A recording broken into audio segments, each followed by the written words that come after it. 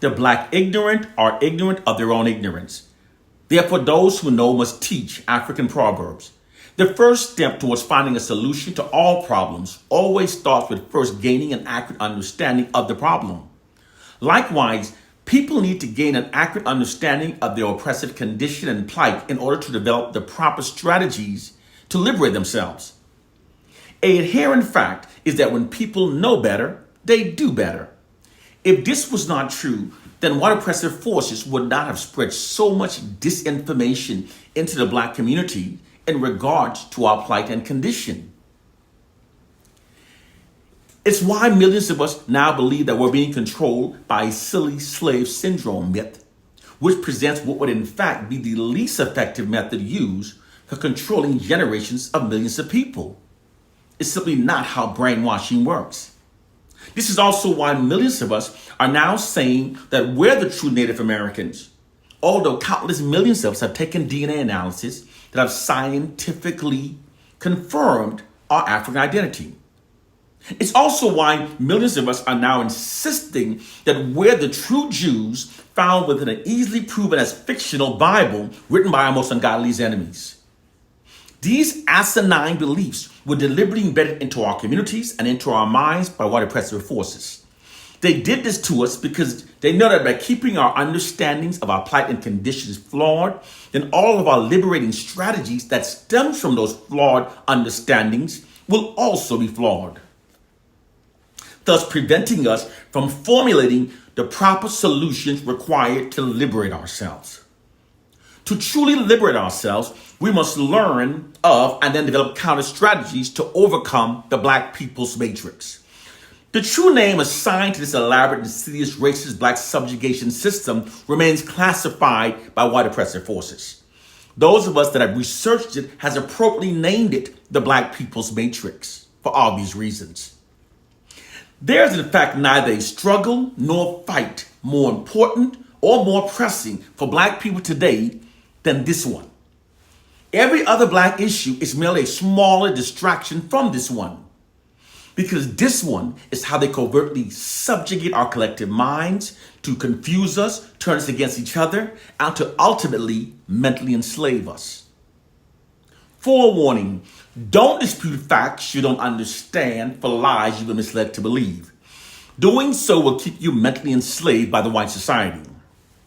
Instead of disputing these presented facts, elevate your mind by educating yourself about these facts.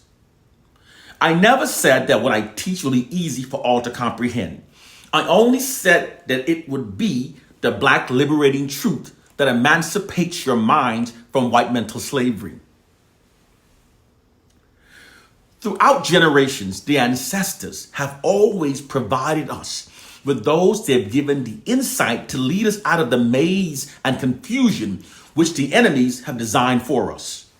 Those of us that are blessed with this gift of spiritual insight must teach the truth to our people. Our ancestors demands this of us. Even in the face of death, we must teach the truth. The following explains the black people's matrix.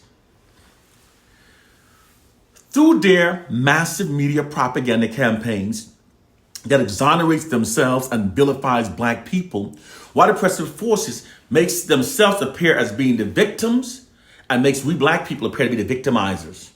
Although they've in fact killed countless millions of more of us throughout history than we've harmed them, they've distorted the perceptions of reality to make it appear the reverse. This is what's called a shifting of victimization. That false propaganda campaign has worked so well that even many black people have been misled to believe that we've harmed more whites than the reverse. They control all aspects of our lives, and they tell us what to think, and they tell us what to believe. It's been this way for so long that we've normalized it and therefore no longer even recognize this fact. They've exploited this scenario to turn our minds against ourselves while manipulating us to respect and revere them. It's the true reason why many of us are now self-loathing, perceives ourselves as being our own worst enemies, and reveres and defends our oppressors, in spite of such a brutally horrific history of the contrary. Also, because they control our media images, it's actually them that are telling us how our group as black people, how we're supposed to act and how we're supposed to dress. This allows them to have millions of us dressing like sagging clowns and acting like buffoons. Through media social engineering, they negatively steer our culture while misleading us to believe that we're negatively steering ourselves. It's the true reason why millions of us now call ourselves niggers, thugs, bitches and hoes, glorifies pimps, and wears our pants like sagging clowns. This is not some feeble attempt at scapegoating to absolve ourselves of our own responsibilities by wrongly blaming white people, as so many have been brainwashed to respond. It's the absolute truth. Those who control a people's media images control their culture. A group's identity is shaped by how they repeatedly see themselves depicted in the media. People often become those derogatory media depictions of themselves that they've accepted as being their reality.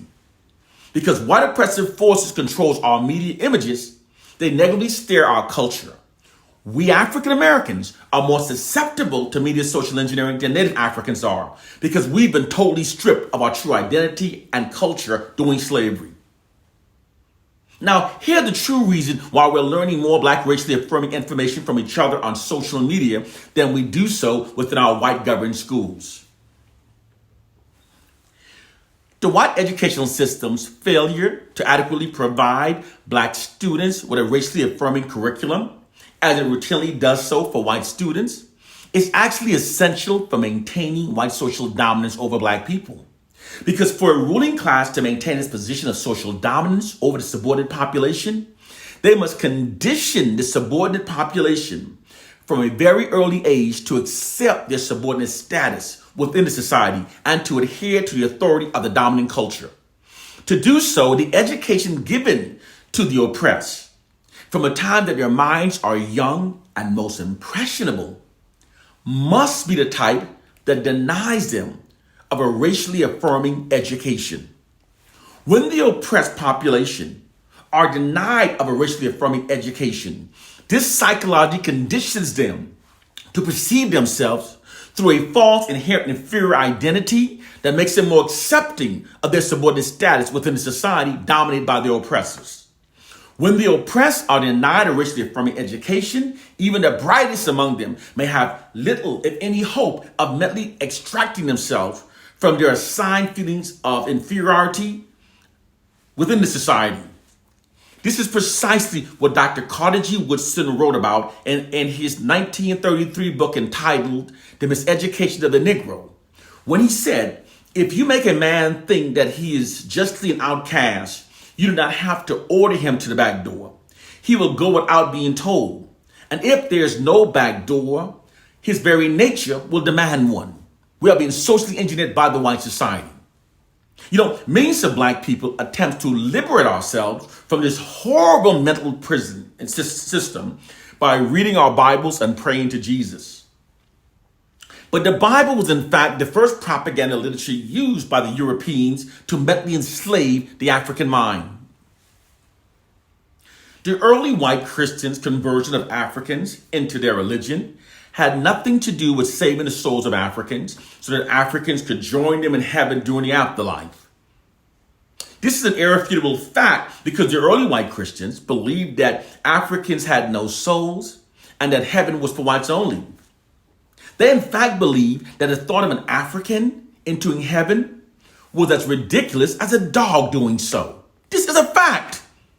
When we largely look at facts as they truly were, we can say with 100% certainty that the white enslavers and colonizers' conversion of Africans into their religion had absolutely nothing to do with saving the souls of Africans.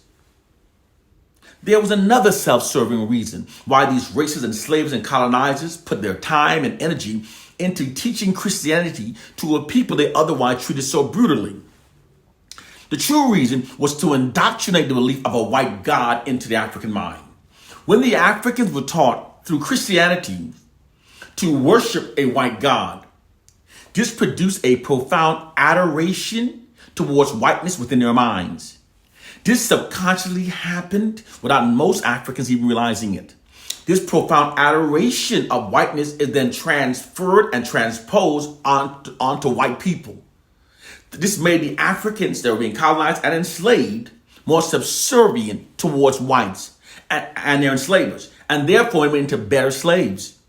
Therefore, Christianity greatly facilitated the white society's colonization and enslavement of Africans. And the effects of this white revering brainwashing scheme implemented 400 years ago has been left uncorrected and unremoved for generations. Many black Christians insist that Christianity was originally practiced by black people in Ethiopia. However, in reality, the Roman Emperor Constantine created the religion in the year 325 AD. Christianity did not become the official religion of Ethiopia until the reign of King Zana in 341 AD. That's 16 years after the Romans created the false religion. Christianity is not the belief system practiced by we Africans prior to 325 AD. The Bible was actually written and the Christian religion created by Constantine, the Roman emperor, and the councils of bishops in the year 325 AD. The Romans were an immoral society that routinely engaged in massive orgies, pedophilia, wife swapping, incest, bestiality, and death sports. They continued these practices even after writing the Bible.